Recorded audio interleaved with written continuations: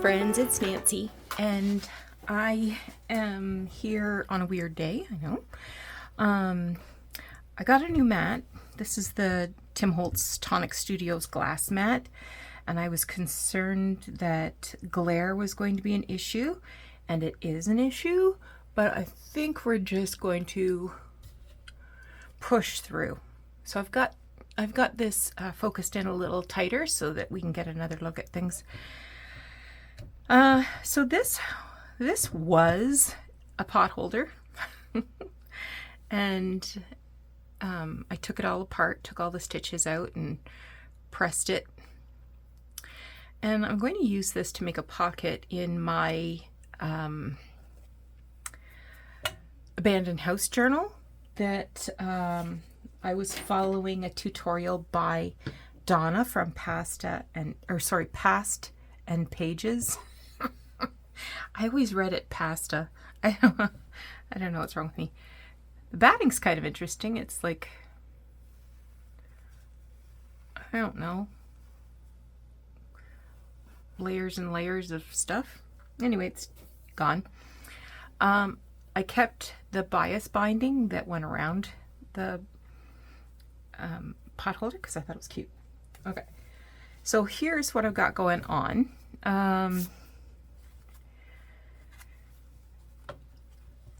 Maybe I should back out a bit.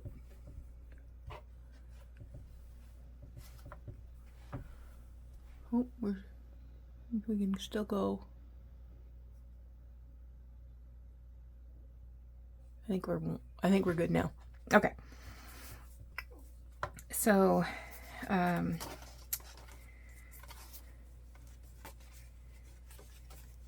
so I've been working on a few things. This paper bag, I think this was supposed to be like a blank piece of paper, but I saw this was like under my shelf here, and I thought, ooh, this would be fun. So what I thought was I would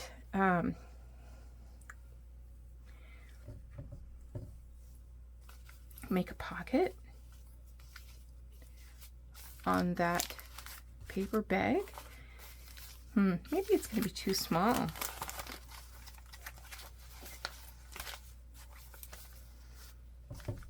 Maybe I should put it on this page.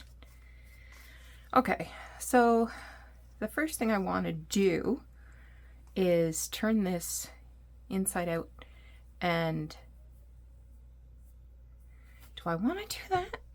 I was thinking, like, this is very see-through, but sort of the raggedy part is kind of the good part.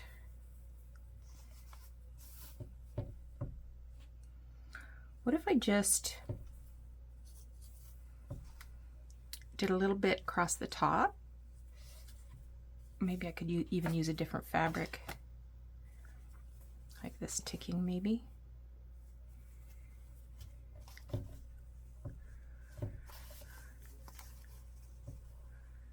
Yeah, I could do that. And then that would be the pocket. That's what I'm gonna do.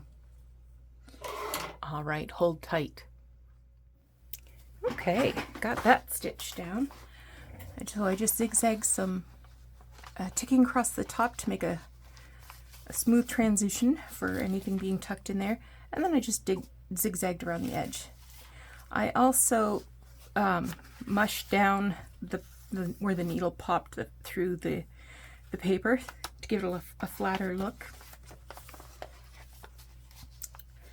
All right.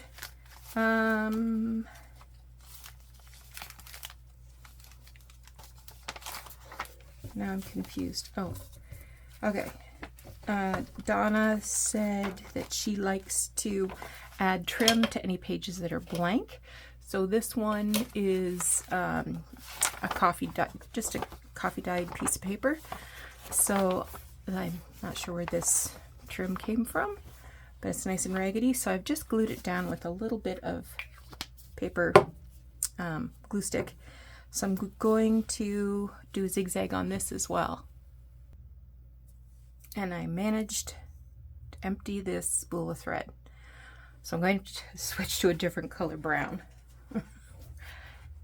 And you know what? I couldn't have done that hours ago.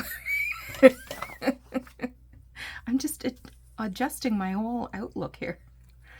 It doesn't have to be perfect. We need to embrace the perfect imperfection of it all. Okay. I didn't tie those off. I just cut them off because, I mean, this is already glued down. It's not going anywhere. Okay.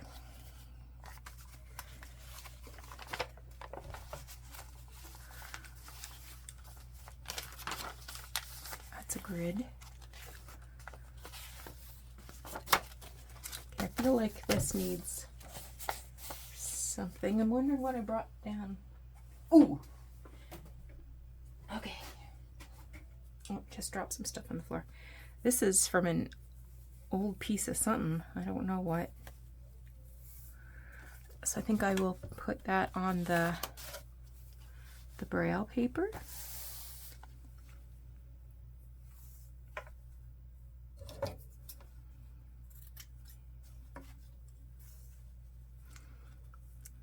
I don't know if that's a tear or a cut.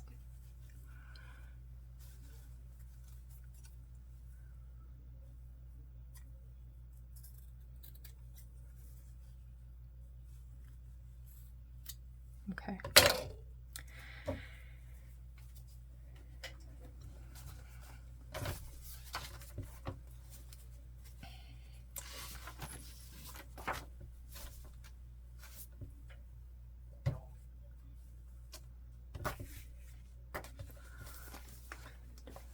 Did anybody see where I threw that piece? Weird. Okay. Okay.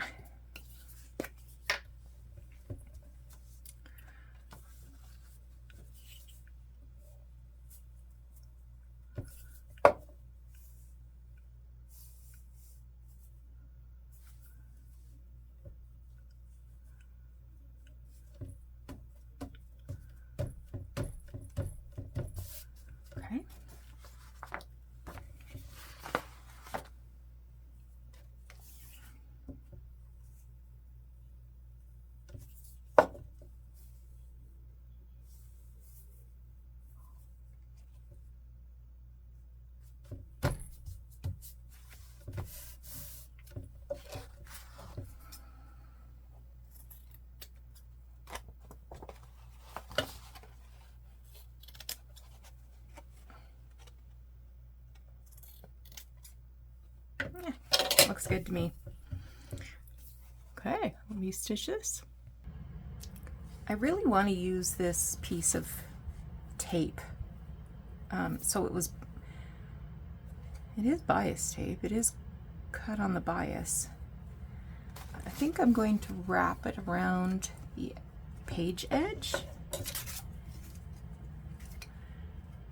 of a couple different pages.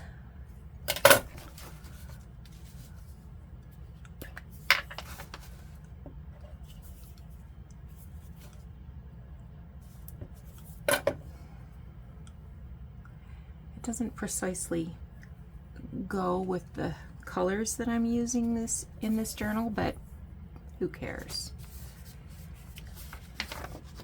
We're looking at things that I would see in an abandoned house. I've already been picking out all kinds of fun ephemera. Okay. See what else I got here. Got this piece of an old apron. It has a pocket. A couple of Timmies.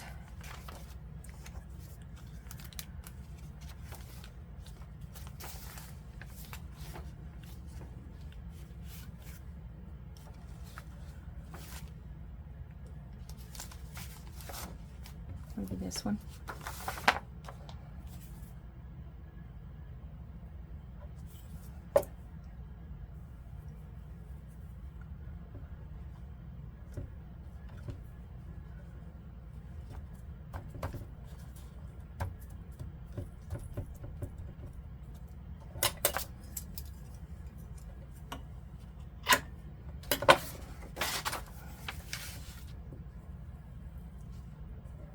just want to use it up. I think it's great.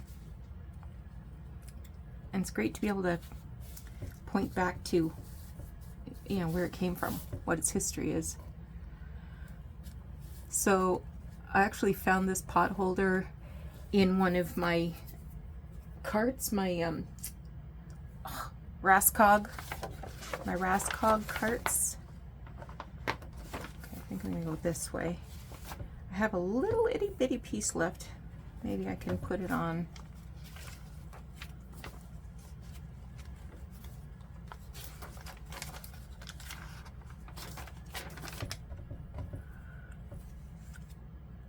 Yeah, this one I've bent crooked on purpose. Channeling my Crafty Crush, Catherine Brown Clark, I should say. The artist formerly known as Sunnyside Journals. And from time to time she'll put in a page crooked and it looks so good. This is from an old agricultural book about weeds, I think. It was just a small, soft-covered book. Okay, I'm gonna sew again. I'm all set to go crazy with textiles here. So in Donna's example, she used one piece at Tim Holtz. I used two. Are these called backdrops, backgrounds? And I thought, I've got this piece of some kind of trim. Maybe I would add that as a tab on one.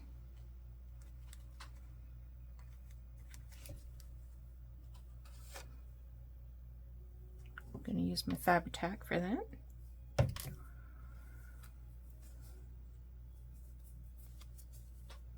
This was on paper, so.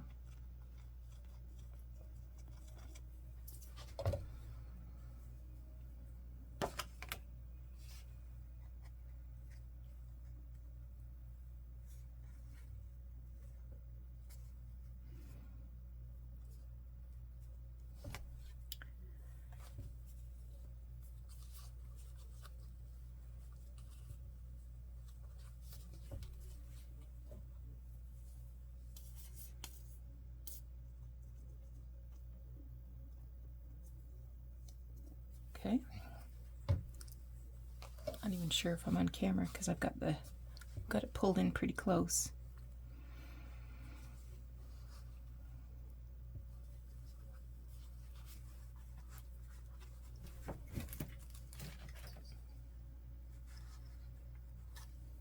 All right. I had something else, a little chunk of fabric I pulled out last night because I thought it'd be great.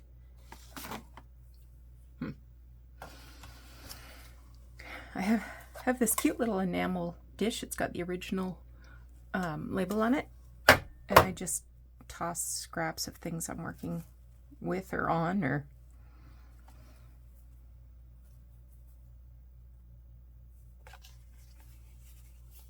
that would make a nice pocket there.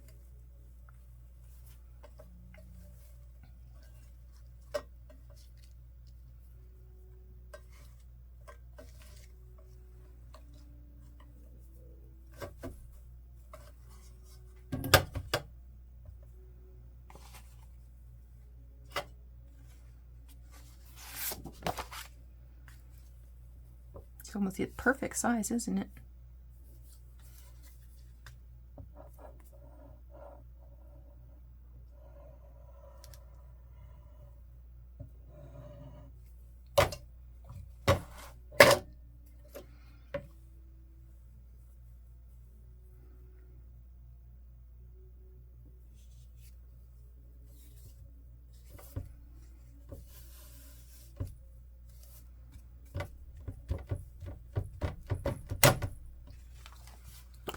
I'm going to give this a stitch. All right, there's my little pocket. Now, I've got this very old envelope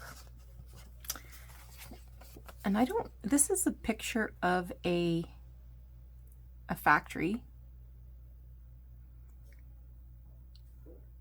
Nothing on the back. So what I thought I would do was I would attach it to the envelope like this to make a pocket, and then add it as a flip out, a flippy tippy. But I wanted to do some inking first. Let me grab a piece of scrap paper. Yeah, so how's your week going? Yes, yesterday was Pi Day 3.14. And today is the Ides of March. Beware the Ides of March.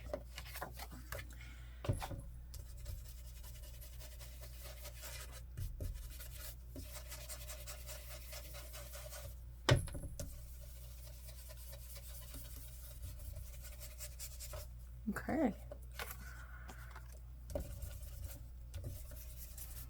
Maybe bend an edge or two.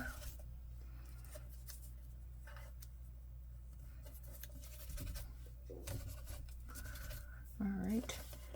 This is already pretty grubby, so I think maybe I'll just touch up the edges a bit. I don't need to have that ink glow.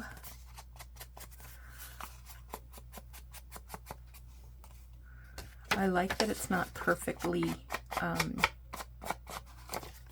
flat. There's some bends in it.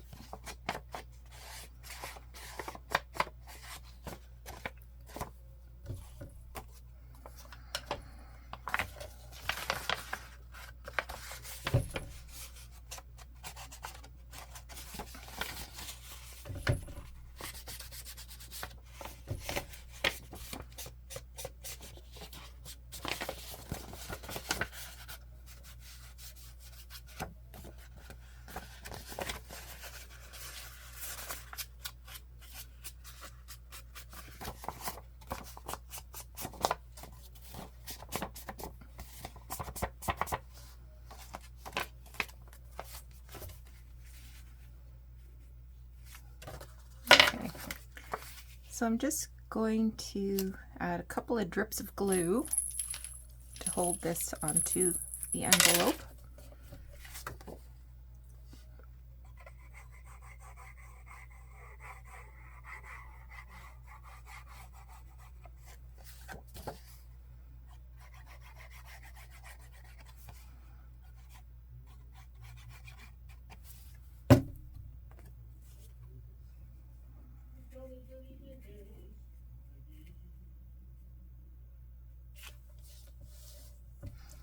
All right, I am definitely going to stitch that down. Now I got to figure out where I'm going to put it.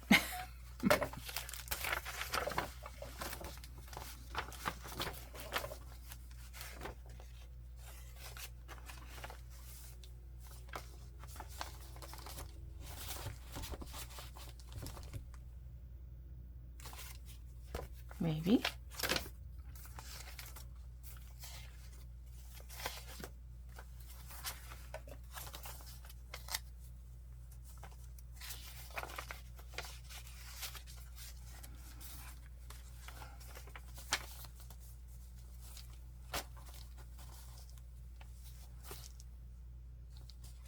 I think that's going to work for me. I'm just going to put a little bead of glue here because I might want to tuck something under that flap. But that will just kind of hold it in place for the time being.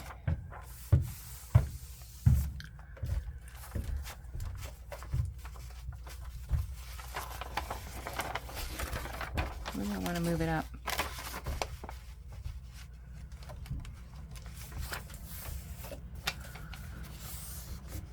Okay.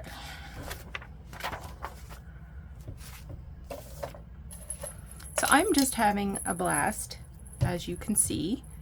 I won't bore you anymore. because what's fun for me might not be fun for everybody. I went to a thrift store today. Just one. Oh, that's a lie. I went to two. Hope that's gonna stay. Yeah.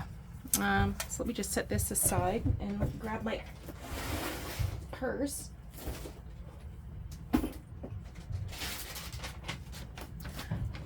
Well, I went to the scrapbook store and I got some texture paste. I was asking Pam Musselman about this. She was showing me some pages from a journal she's been working on, and she does such great stenciling, and I thought, what's wrong with me? I can't stencil. And she said get the Ranger brand, so I've got it. I'm gonna give it a shot. And I also have the Nouveau Crystal Drops. I have been waiting for a while for them to get this back in. This one's called Morning Dew. It dries clear. And I got this stencil. It's all numbers. Isn't that cool? And I got a paper bag. Gotta save that. Never know when I'm gonna need that.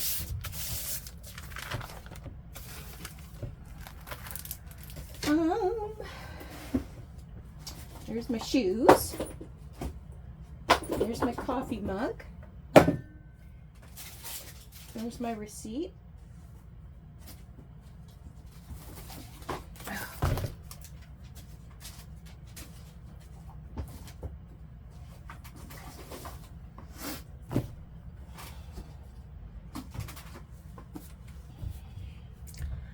I just got books.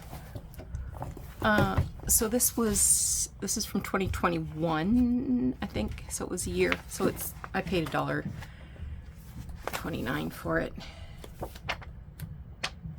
Something to look at, get ideas for Christmas. This is a reproduction of a cookbook. This was reproduced in 1976. So I got it because I like the different color. I think having this color as an option for pages is going to be very good. And you know, lots of different sizes of fonts and things. So I think yeah, I paid way too much for this, but this was $2.99. So there's 315 plates. So there's some photographs. What's this say? Oh, art. Anything you can get away with is art. That's going in there. But there's also some drawings, things I can fussy cut.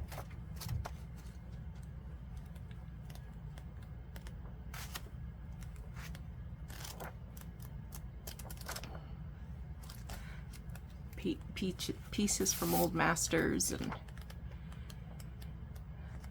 some, yeah, thought that was gonna be fun. I got two copies of this. One's a soft cover, one's a hard cover, and it's Tasha Tudor, who does the cutest little illustrations like that. She's getting her dress fitted, and they're baking. There's the chickens. So it's not Eastery, but it's cute. And it was only 50 cents. So I have one to keep and one to cut. The Gold of Friendship.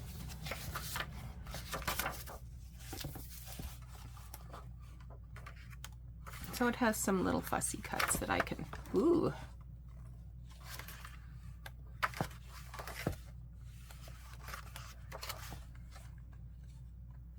Hibiscus. Yeah, a little bee there. Flowers, that sort of thing. spring tulips, butterflies. I don't think I've seen this before, but there's bees and butterflies and flowers, so how can you go wrong? This was from to Lori from Lisa in 1998. Yep, 1998. This last one, oh no, it's not the last one. This one is The Art of Dolly Smith. So it looks like a folk style painting. I don't know much about her. I just enjoyed some of the paintings that are in here. Look at that cat. Some of them are in color, some are in black and white. So I'll have to read up about her and find out more about Dolly Smith. And last but not least, I have never ever seen this before. So this is a field guide to nests, eggs, and nestlings. And it has the cutest little babies in here. Look at them, aren't they cute? Look at the little babies. They're so adorable. Little chicks.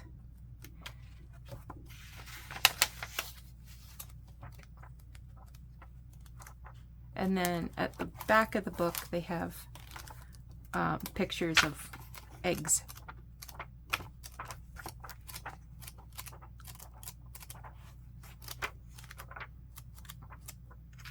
Oh, look at him. He's so handsome. So there's more chicks back here. So I'm gonna have a lot of fun cutting. You know what? I even like this cover. It's just cute. I might need to use this cover for a journal. A book for bird lovers, not egg collectors. Okay, if you say so. Anyway, I got my work cut out for me. An original by Picasso. That's funny. I don't know what my husband's doing. He's making me crazy though. He's got something turned on super loud. All right, you take care. We're going to talk to you again soon. Bye-bye.